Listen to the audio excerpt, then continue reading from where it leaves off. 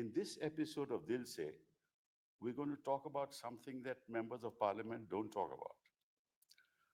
They don't talk about the lives of ordinary people, what state of penury they are in. They talk about love jihad, they talk about divisive politics, they talk about the legacy of Ambedkar, which is, of course, all relevant, but they never talked about the real issues that confront the people of this country. What are the real issues? That's the economy of this country. What's the state of our economy? And there are two aspects to that. Number one, in the new global setup, with Trump coming to power, with wars continuing in the Middle East, with Israel continuing to target the Palestinians, with the war going on in Ukraine, what impact does it have on the Indian economy? And recent statements of President Trump have troubled a lot of countries because he's threatened to raise tariffs. What impact will that have on India and on the Indian economy? In what manner are we dependent on the Chinese economy? Can we decouple our economy from the Chinese economy? In fact, I believe America can't even decouple itself from the Chinese economy. So is this all bravado? What's the real story? What impact will the new global scenario have on the Indian economy? That's one aspect. And the other is what's happening in the Indian economy. Our per capita income is about $2,540, which is much less than a developed country where the per capita income is $20,000. We're less than the BRICS countries even in terms of per capita. Our rate of savings is down. There are great inequalities in the economic structure of our country. Some people are exceptionally rich. By and large, 80% of the people of our country earn less than 5,000 rupees a month. So where are we going? There's high food inflation. There is a wealth gap where real wages are stagnant. Savings rate is falling. Farmers are in distress. These are issues that are confronting people in this country, and nobody talks about them. So we have a fabulous panel to talk about these things today. We have Nitin Desai, who has been an international civil servant, United Nations civil servant, earned his economic degree in the University of Bombay, and then, of course, the London School of Economics. You began teaching in the United Kingdom, later contributed to India's economic analysis through Tata Economic Consultancy Service, joined India's Planning Commission in 1973, developed cost-benefit appraisal systems, served in various advisory roles, chief economic advisor in the Department of Economic Affairs, Ministry of Finance, 88 to 90. You coordinated government budgets. In 90, you joined the United Nations as Deputy Secretary General of the United Nations Conference on Environment and Development. At the United Nations, you played a pivotal role in the Rio Earth Summit 1992 and led the Department for Policy Coordination and Sustainable Development. Thank you very much for being here. Pranab, another, of course, my college mate in a sense, from St. Stephen's, then got a doctorate from Johns Hopkins.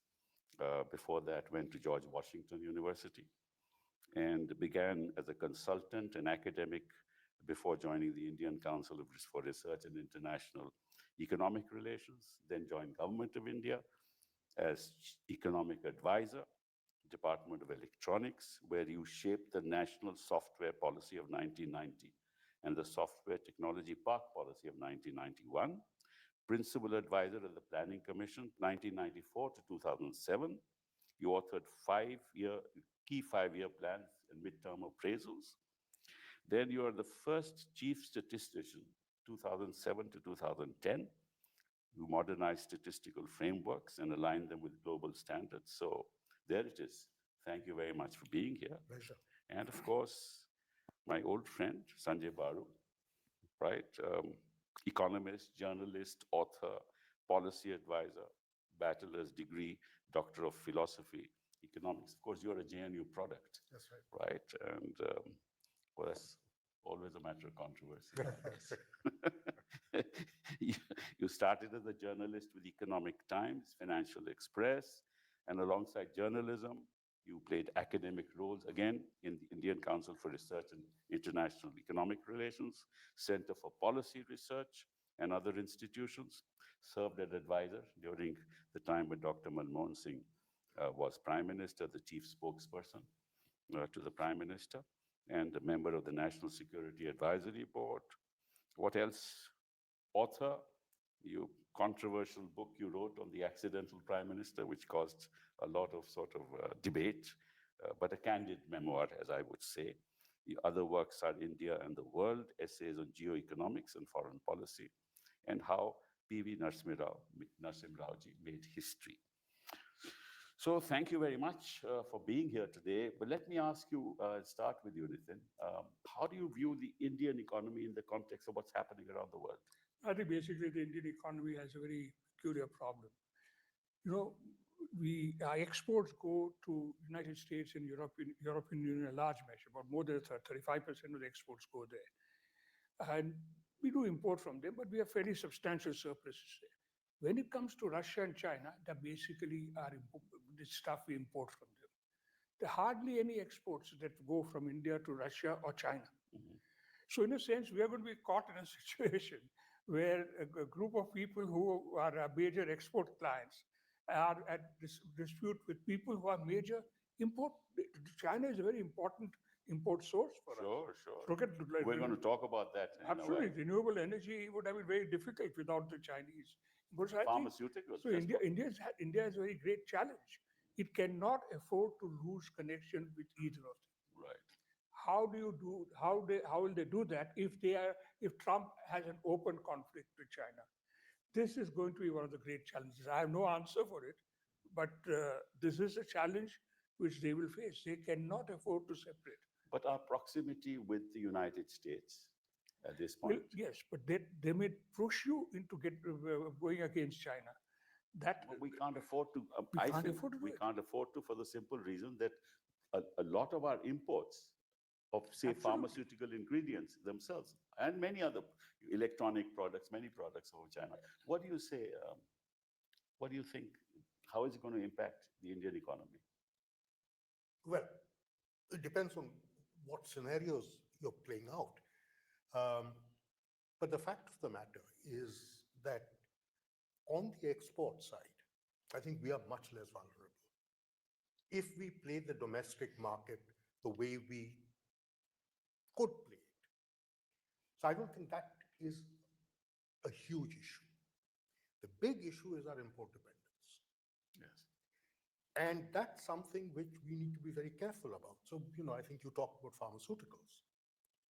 If you remember, the end of the 90s, we used to produce about 80 to 85% of the active pharmaceutical ingredients that were needed in this country. Today, we import 80%. That's correct. Right? I mean, we did something wrong. All from China. And all from China. An entire lot from China. Yes. So we did something seriously wrong.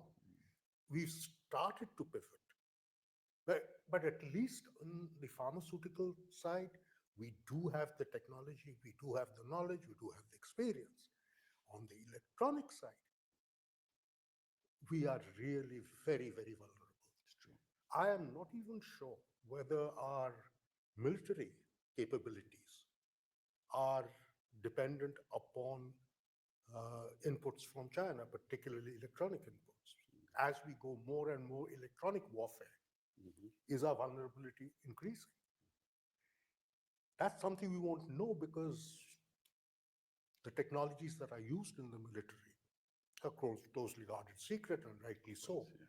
But at least that's something we need to look at and look at very, very carefully. Because that's the last thing we can afford to slip up on. Sanjay? Well, I think, first of all, we cannot dismiss the challenge on the export side, Pranav. I think the fact is that Trump is serious. I mean, and not just Trump. I think it's wrong to look at what the United States proposes to do purely as a problem that Trump poses. Every single step that Trump took, Biden continued, including the withdrawal of the generalized system of preferences, etc. The United States is battling for itself. I mean, America first is Trump's slogan. make America great again. So the US is trying to protect its space in the global economy. And Trump has just yesterday identified India specifically, named India, saying that, I'm going to raise tariffs against India. And that's going to be a challenge.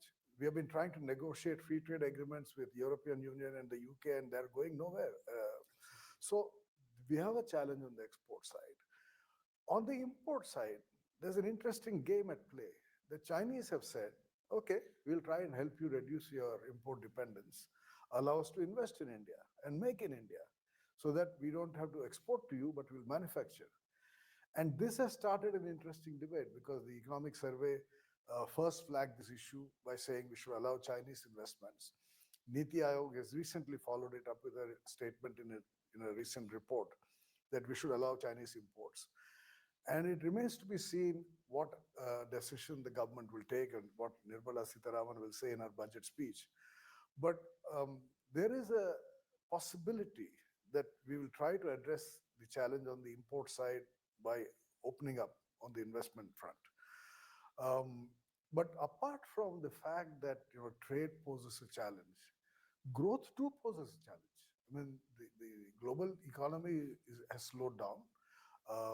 There are growth constraints emerging. China has slowed down itself, which is a major engine of Especially growth. the real estate sector is hit from Also, in terms of its own consumption of goods. And if Trump starts increasing tariffs, there would be a decline in US demand. But can he afford to do that? I mean, the question is, his economy is so tied up with the Chinese economy. Can he afford to decouple it?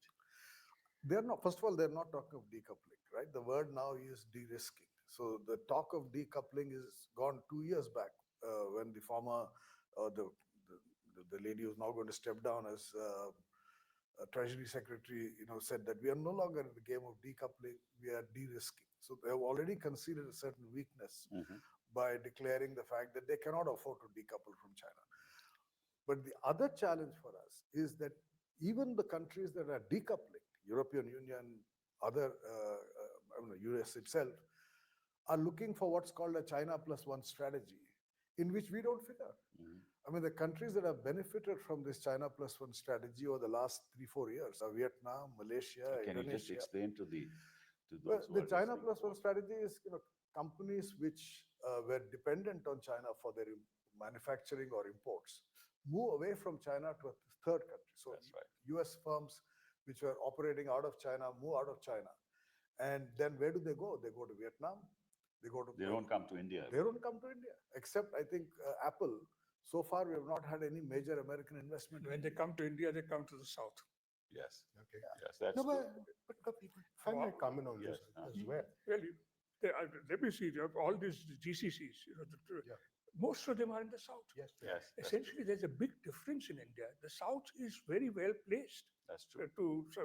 and even west to some extent is very well placed to do well in the sort of global environment you're going to be. The Hindi heartland is too concerned with other things. Let me other also than just economic. mention one thing. China's going ahead pretty well on many technology areas. Electric vehicles, batteries, solar pumps, AI, etc. And today the number of registrations of patents which are WIPO registered is shot up like anything No doubt from about China. it, Yes. We must remember, if we look at our future, that we are talking about a country which is going to be a dominant force, not just in military terms, but in technological terms also. Absolutely. Without We should not ignore that practical reality. I just thought I know the economic momentum is actually moving away, except for really high technology items from the United States to China. Yeah, But I was just going to talk about this China plus one. If you think about it from the perspective of the Americans, right? You made one mistake, which was you overinvested in China. You transferred all your technology to China. That's right. And today, China is your number one threat. India poses a similar conundrum. India is another large country, a country with abundant talent. Yes. So if you have China plus one, you may not actually get a balance you may actually be creating a much bigger headache for yourself. It makes much more sense for the US to go for small countries who in and of themselves cannot pose a challenge. True. Like Israel. Like Israel, Or like Vietnam. like Vietnam, Like Vietnam. with the biggest of enemies, right? That's right. India is a threat. I mean, everybody's looking at us as a potential superpower. Supposing we become a superpower and we start asserting ourselves, we are going to be another China as far as the US is concerned. So I can quite see why we are not making it in China +1. It would be stupid of them to do so. We just don't have the infrastructure. Well, that apart, but I think this is much more strategic. Also, the fact is, most of the guys from outside who want to invest in India want to invest in India for the Indian market. For the Indian market. That's correct. There may be an exception, Not like for Apple, but most of the fellows who come here are really Because they interested. see the consumption potential. They Yes, see the that's a consumption potential. They're not interested in making us part of a global system. But also, we have to recognize that it's not just that foreigners are not investing enough in India. Indians are not investing enough in India. In fact, Yes. there's an outward FDI Yes, absolutely. going out of India. No doubt about it. Is as significant as the inward FDI, right? So there is a problem here. It's The not problem is politics, of course. politics, It is infrastructure, politics. ease of doing business. I mean, it's not easy to do business in this country for, period. That's I think, can we move to this, because this is very crucial. I think he's absolutely right. Today, the greatest challenge I see in the economy is that what we started in 1991, which is a major shift from the public sector to the private sector, has not improved. The reality is that the private, first, the share of manufacturing in Gone down to coming down. 15.9%. Yes, it's coming down drastically. Yeah. Second, the scale at which the private sector is taking chances is very low. And in fact, there is a significant shortage of investments by the private sector. Third, we are not increasing the liberalization. We are tightening it. We are not making it a market-friendly economy. We are making it a business-friendly economy. few businesses. Well, maybe I more don't than know how business friendly we are, quite frankly, Nitin, for the reason, if you look at our laws that are now Yes, that's- being enacted, I mean, this is the surest way to tell the business community, you better not invest in India Yes. because we'll get after you, right? In fact, what we're doing is entirely contrary to creating an environment to have somebody invest in India. Absolutely. One issue where I wrote a column praising Nirmala Sitharaman, being a former student of JNU, as you mentioned. That's was- camaraderie. Pardon? That's camaraderie. That's camaraderie. Was her 2019 budget speech, in which she had this famous line, which she would have picked up as a student at JNU, that I'm stepping up public investment in order to encourage more private investment. This was, rejecting what was used to be called the Washington consensus, that public investment drives out private investment. She was saying, I'm actually increasing public investment in order to make it more attractive for private investment. And I said, this is a very sensible strategy. Now, 4 years down the road, you look at the numbers. Public investment has actually slowed down because the government doesn't have the money to sustain a lot of the investments it began. But private investment is not picking up. And so the strategy of 2019 of triggering increase in private investment through an increase in public investment has actually not worked out. No, I mean, again, I think we need to nuance this a bit. If you separate private investment into corporate investments, which is large corporates, and the MSME, the medium, small, and medium enterprises, the corporates are investing. It's the MSMEs which are not. Right?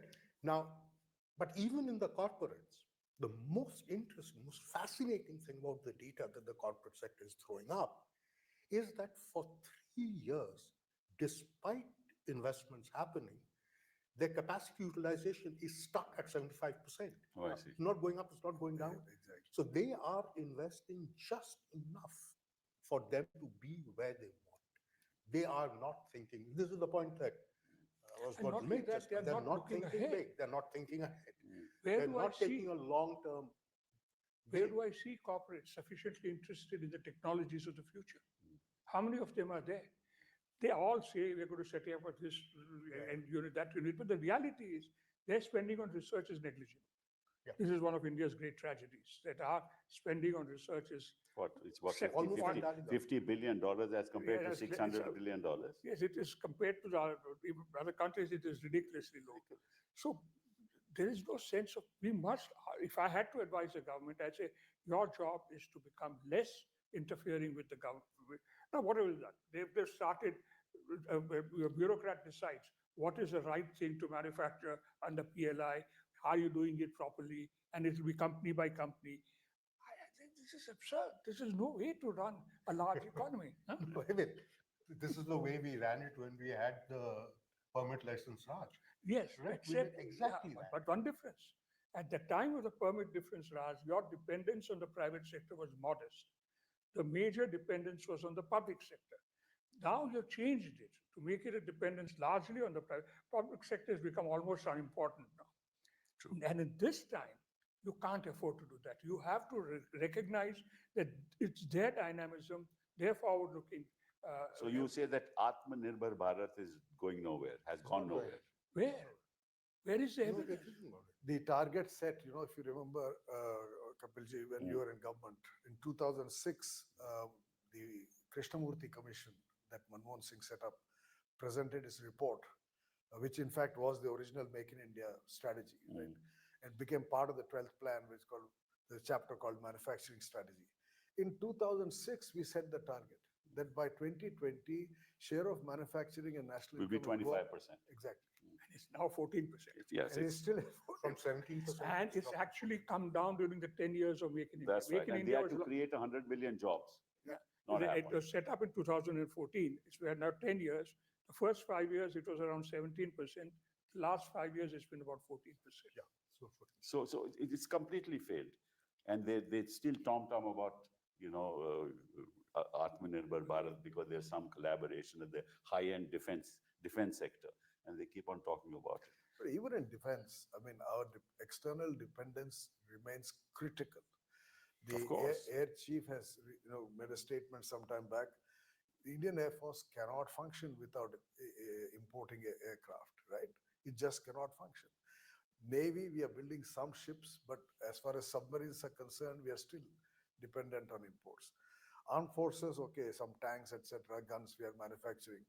But when push comes to shove, for example, in 2020, when the Chinese turned up on the border, we became critically dependent on the United States for support.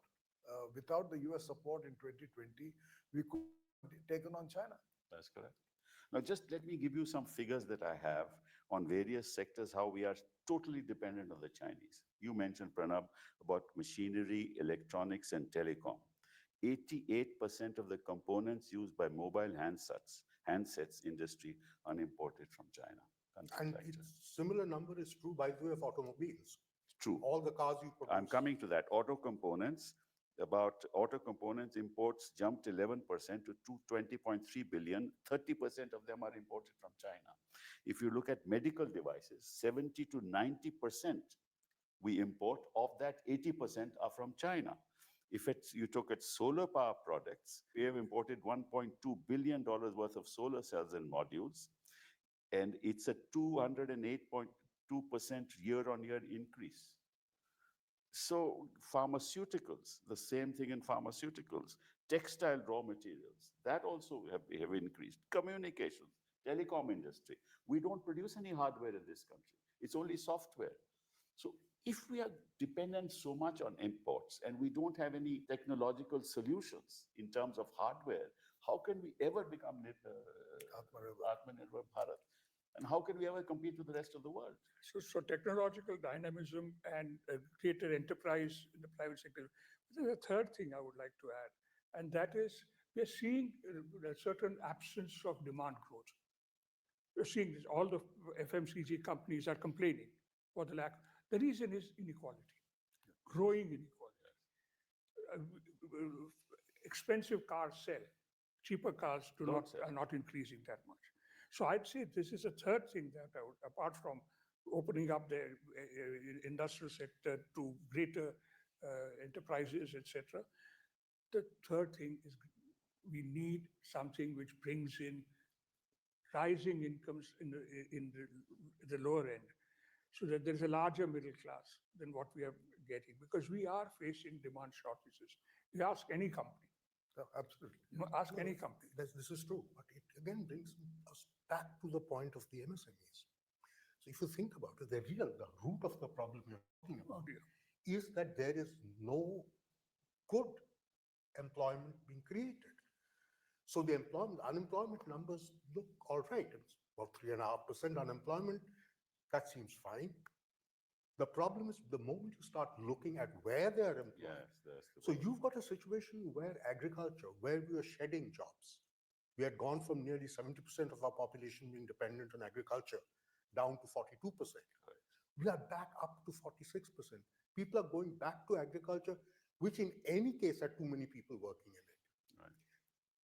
So we have to stop getting hung up on the large numbers and start looking at a little bit of the story that the breakdown of these numbers are telling us. So we are getting a lot of distress employment, people doing whatever they can to survive, which is not going to give rise to the demand growth that you're looking for. And because remember this, that the numbers that they're telling you on employment includes unpaid family labor. Yeah. And that has gone up from 13% to 18%. Correct. Over this period. So why do you include unpaid family labor in Kids your between the ages of 15 to 24, the employment rate, the unemployment rate is 25, 26%, 28%. So, so how are we going to deal with this? So that's the point. So you have to then think about what are the kind of economic activities which would absorb this kind of workforce. And remember, the cohort that we are talking about now are far better educated than the cohort that preceded it. Right. Simply because of saurabhshukla. But they're not skilled. Well, they are not skilled, but neither were that lot. But the fact of the matter is that the lot that we have now are more skillable. So they're potentially more employable. The point is, are you creating an environment in which that employment is generated, the skilling process is done? So if you look at skills, for instance, the large Indian corporate sector spends abysmally. You talk about low R&D, their expenditure on skilling is even lower. That's correct. So where does the skilling happen? It happens with the MSMEs who are taking unskilled workers, teaching them on the floor. And then once they reach a level of skill, they get picked up by the other company. That has been the process. Now, if you break that chain, you're going to suffer at both ends. People are not going to get jobs. The large corporates are not going to get skilled people. And that's a lose-lose. So one has to think this through. See, the point really is, when the Indian economy had done poorly in the 80s and before that, there was actually a debate among both professional economists, policymakers, media, political leadership, recognizing that there's a problem and then looking for solutions. And 1991 became a turning point because a set of solutions was provided. Whether one agrees with them or not, they did have the effect of pushing the rate of growth up, right? So we moved from an average of 3.5 in the pre-80, 3 decades before 80, to an average of 5.5 in the following 2 decades from 80 to 2000. And then we moved up to 7.5 during the UPA era. The problem today is that that debate about the economy not doing well, demand not being adequate, employment not being generated, income growth not being adequate, exports and imports not profit. That debate is happening only within those who are willing to be critical of the government. It is not happening in the media. It is not happening as in parliament, as you mentioned. There is no wider recognition of the problem because we are patting ourselves on the back with India is one of the fastest growing economies in the world. Absurd. And we are going to be the third biggest $5 trillion economy, fastest economy. I mean, so, and the latest statements coming out, medium-term growth rate is going to be 6.5%. Now, you want to be satisfied with that? So I No, think is that what real growth? I mean, or is it jugglery Well, of numbers? I'm not what- sure. On Point this, I is- will I'm going ask to him. ask Pranav Pranav on is a that. man to talk. we'll come to the accuracy of growth, but even if it were accurate, even if we accept that it is It's not 6.5, enough. it's not enough. And therefore, the whole focus has to be on how do you get from 6.5 to 7.5 to 8 to, how do you push this up? And then what are the policy changes that are required, whether it's ease of doing business, whether it is addressing the problems of MSMEs or infrastructure, etc. So you have to get recognition. Now, you look at the statements coming out. Every budget speech of this government is, we have done great, we have done Amrit Kal and Viksit Bharat, and you're praising yourself all the time. So, how do you address the problem? You can't blame a government for facing itself. But No, the I'm point going he to made- ask- the I'm going point to he- ask Pranav, the point he what's the- mentioned, the point he mentioned about growth. Now, I want to know from yes, Pranav. yes, he's done a piece which says that how can you have 6% growth of GDP and only 3% growth of consumption? He has raised this question. I think you should What's the tell real us. number, Pranav? No. Look, we need to break this up a little bit. So, given as things stand today, the maximal sustainable growth rate, and I use the word maximal advisedly, is around 6.5%. Okay. Okay? That doesn't mean you're going to be there, because the likelihood is you're going to stay under that someplace. Whether that's 6% or 5.5%, that's not known yet. It depends on other things. But that's the maximal you have at the moment. So there are two things that we need to think about. The first is that if the maximal is 6.5%, you can't be satisfied with this. That 7.5 is the minimum we need. Right. Right? Now, how are you going to push it up? Well, the first step in that is that you should be as close to that 6.5% as possible. So people see that the maximal is achievable. If you hang around 6%, you're going to have the average businessman saying, look, we are never being allowed to operate at full capacity. Why should I have ambitious plans? So you have to get to that 6.5 on a sustained basis.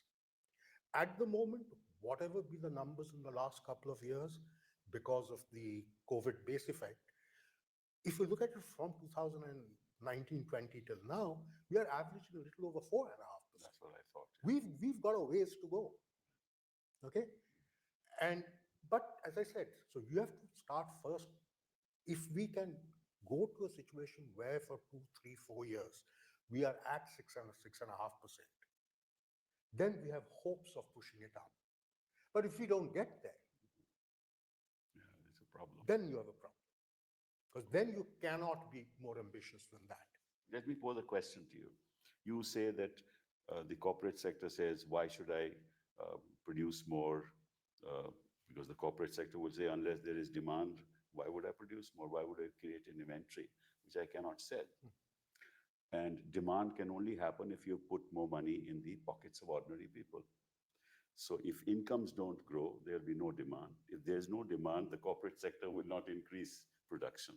So how do you get money back into the pockets of people? And what are the policy frameworks which should happen to make that happen? At the moment, the answer is freebies. Give money. That's It doesn't amount to much. It doesn't It amount doesn't to amount much. to That's a disaster. I mean, if you ask me, it's counterproductive. It's counterproductive. And it's counterproductive, pointless, and it doesn't really So amount to how much. do you put money in the pockets of people to ensure that there is greater demand? Can I How make do you do one- that? And what are the policy prescriptions? May I say the policy prescription now really depends very much on what happens at the local level. Why is Tamil Nadu doing well? Tamil Nadu is doing well in terms the average wage level is about twice the national average. The national average. It's about twice the national average. They have a large number of migrants. The number of migrants who are working in the Apple thing is, I was told, was close to 40% or something are migrants. Yeah, but if you have, political agendas which disturb the peace in the Hindi heartland, how That will you is have the- companies Exactly. wanting That to is the grow? thing. When Your Ford migration. wanted to leave in Tamil Nadu, the Tamil Nadu government helped them. And because now of that, now when Ford wants to come back, it wants to come back to Tamil Nadu. No, So that's the difference. So let me, no, Kapil, again, let's be very clear on this. There is no part of the country which doesn't have potential for economic activity. sure, The point is you can't have the same size fits all. right, So Tamil Nadu would be able to attract large industries, It is doing and it will do so. But that does not mean Bihar and UP cannot have small industries. Right? But the point that I was making is a valid one. It depends entirely on how the state supports economic activity, not business per se, but economic activity. right, So the mindset that if you're small, what can we do to help you? And more importantly, what can we help you? How can we help you to grow? That should be the mindset. Now, so far as growth is concerned, unfortunately, contrary to popular opinion, it's not entirely in the hands of the state. For growth, you need funds. right, For the Indian economy as it is currently constructed, the funds are really coming only from the banks. True. And that's completely controlled by the center. So anything that a state wants to do will have to have the tacit support of the center. Which means when you talked about cooperative federalism, that's the sort of thing we need to be talking about. I mean, but I have but been we don't talk about it. But Pranab, I have been representing several states in several litigations, Right. including litigations relating to finances. And I find that the states feel that they are targeted, especially the Oh, yes. opposition rule states. Yes. They feel that they are targeted both by the Finance Commission, I'm sorry to say, right? Because when it comes to allocation of resources and release of resources, as well as borrowings by state governments to raise capital, that's now then controlled by the Reserve Bank of India, and that in turn is directed by the union, right? So there are a lot of problems there also. I think that we need to change the nature of the federal structure in some sense. Yes, absolutely. Right. but that's the point. But There has been a regression. With much greater flexibility for each state. Exactly. So unless you do that, I mean, I'm coming to the point that you made, unless you allow that to happen, you will not give impetus to the kind of growth that you're talking about. this is You correct. know, when Dr. Manmohan Singh was Prime Minister in the UPA 1, he used to actually visit states, capitals. He would go with his senior officers from Delhi, sit with the Chief Minister and his senior cabinet colleagues and secretaries, and have a full day meeting with them, discussing what their priorities and needs were. He did this in several states. I mean, I went with him on each of those occasions. That kind of outreach to the state governments has not happened in these 10 years. That's because they don't believe in the There's planning been a commission. regression. Well, no, forget Not, there's they no do not commission. believe in. They do not believe in federalism. That's true, that's so true. the interstate council has not been meeting. Correct. The And National Development Development Council Council has has died. never met. Yes, Never met. yes. Yeah, died. It's died, Yes. in effect. Yes. So we have no platforms. Correct. And the So the only platform, in fact, is the Niti Aayog. But it's not the that kind board of platform. Well, it's supposed to be the board of. Formal meetings, That's formal formal meetings. speeches. It's not a exchange of views. So you don't get inputs from the states. No. This is the big and problem. you don't understand them. Even worse. I'll need give to you an understand. example. When I was education minister, I realized that the education policy that we prescribe here, and like you said, it's not one size that fits all. yes. Right? For Yes. each state, you need a different education strategy. Now, the government of India doesn't function like that.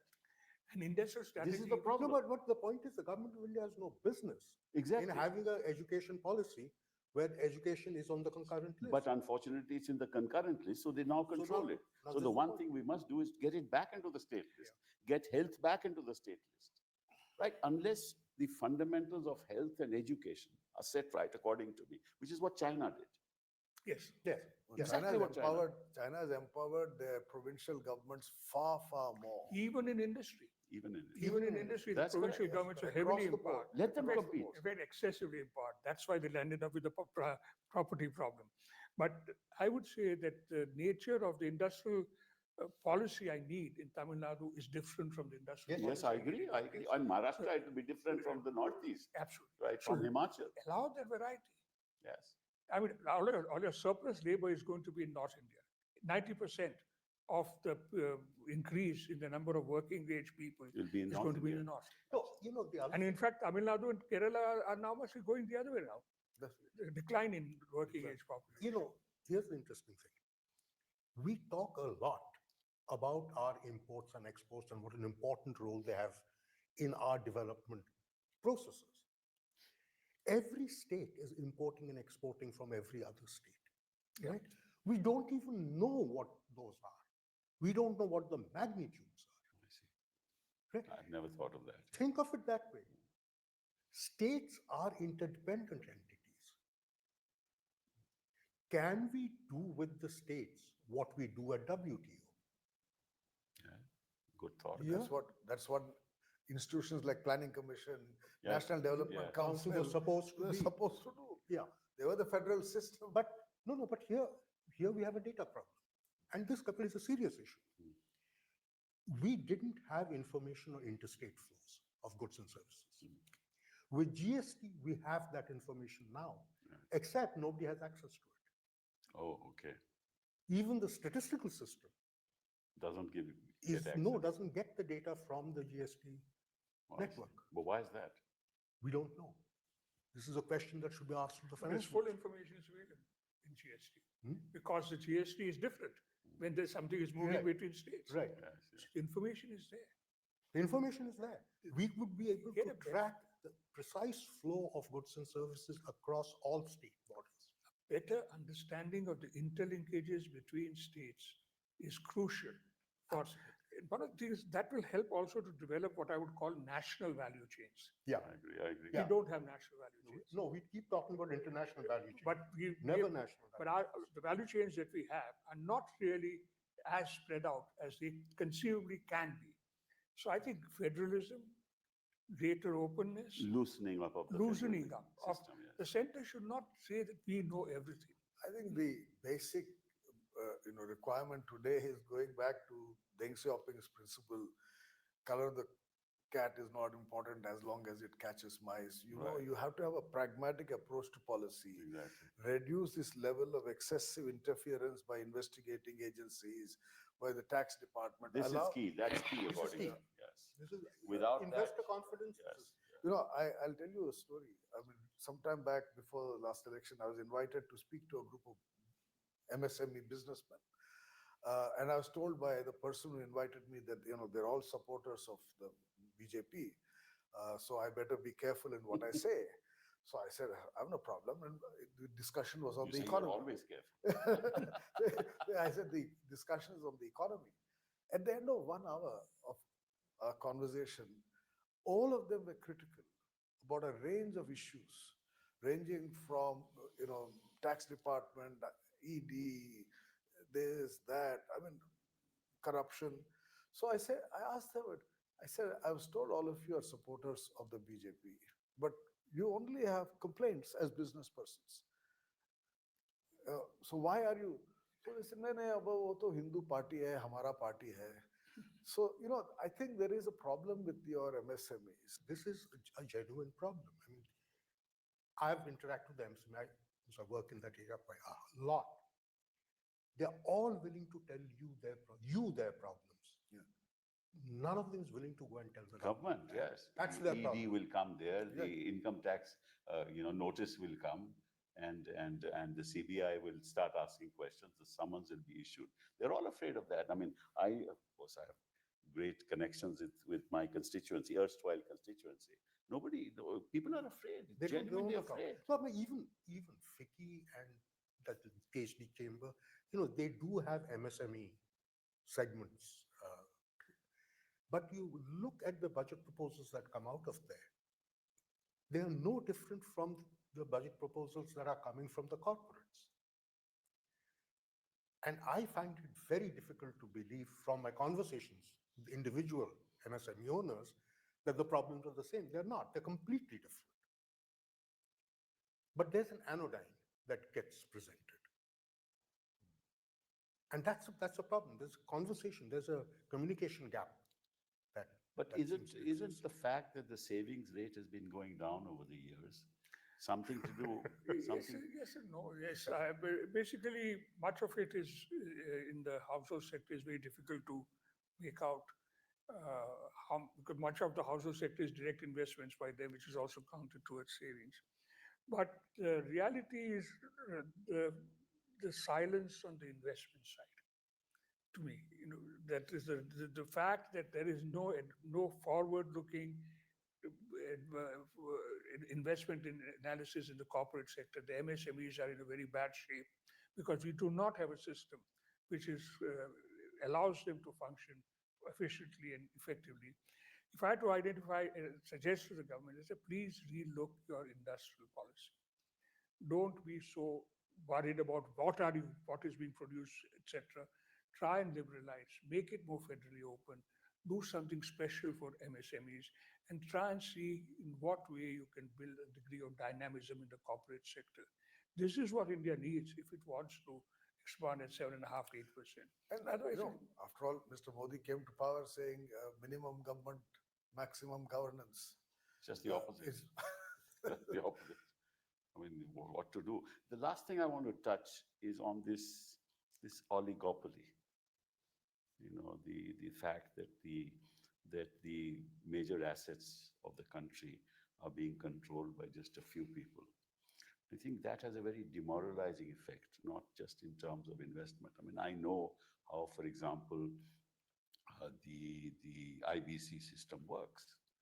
And there is a lot of behind the scene give and take. You take this and I will take that, right? And unfortunately, that's given the signal to the business community is that, look, you cannot function independently in the system at all. And that, I think, in terms of sending a message, sends a very, very negative message to the environment in which people want to invest. No, that is absolutely true. I mean, we just talked about the 91 reforms. Yeah. Kapil, what were the 91 reforms? It was not opening. It was unshackling the corporate sector. Correct.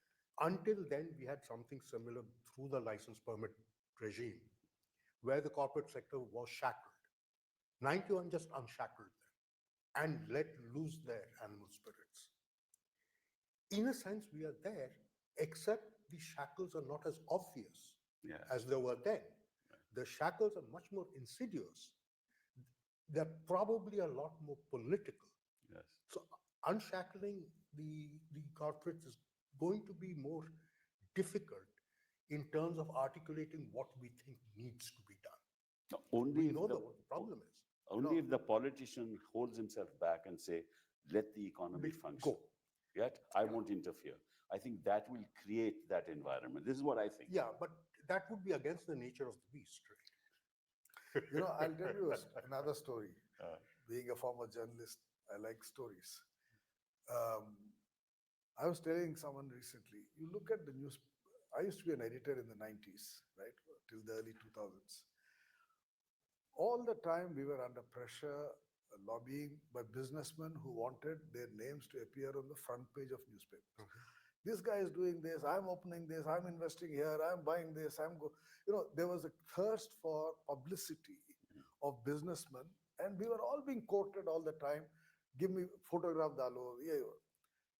I keep telling people, pick up a business newspaper of the last 5 years and see how many business leaders have appeared on the front page. Because I look at it every day, I can tell you, nobody wants publicity. It's true. Everybody is doing quietly whatever they're doing. No businessman seeks publicity today. Why should I attract attention? Phone call aega, electoral bond, this, that. Nobody wants publicity. And that's the change of attitude which you need to, give them once again the confidence that go out, spend, invest. Nobody will come after you. But they'll only get confidence if the court stands up. Yeah, this is absolutely true. Look, that's the in all challenge. fairness to a government, to say that government should simply step back, do not have tax raids, may not be the best thing in the Correct, world. I correct. mean, there are laws and rules that Have to business be has followed. follow. Yeah. If you don't follow them, you deserve to be punished. Correct, correct. Right? The question is, how do you do it? Are the due processes of law Yeah. being seen to be followed? That's correct. Or mean- does it appear arbitrary? That's my fear. I mean, this country, unless the courts in India stand up Yeah. and say, this is wrong, we will not allow you to do this. If you people are going to muddy the waters by filing suits and creating divisive agendas for the polity, We'll penalize you. we'll for it. penalize you for it. If you keep quiet, you won't get the environment in which the economy will prosper. It's as simple as that. And maybe what the government should do, in the early 70s, there was a whole string of laws of tight controls on government, monopoly, restrictive trade, like 100, lots of that. I'm not sure all of them have been taken care of as yet. They haven't. Huh? They're still there on I the think books. some of them are still around. Yeah. Yeah, but now with the new laws, new criminal laws, things are much worse. Yeah, that's a difference. Yeah, At that's that what time, I it was just not had to criminal say. laws. That time, it was direct control. They are much worse. And so Parliament doesn't discuss it. The courts don't do the things that they have to do. The business community is afraid. These issues are never in the public domain. We just discuss them here. And the government And we is more discuss them only at a very, very superficial, and the government is only interested in how to win the next election. And that's where this country is. Well, thank you very much for you. being here with me to discuss some of these issues. It's a pleasure. It was a pleasure to talking to all of you.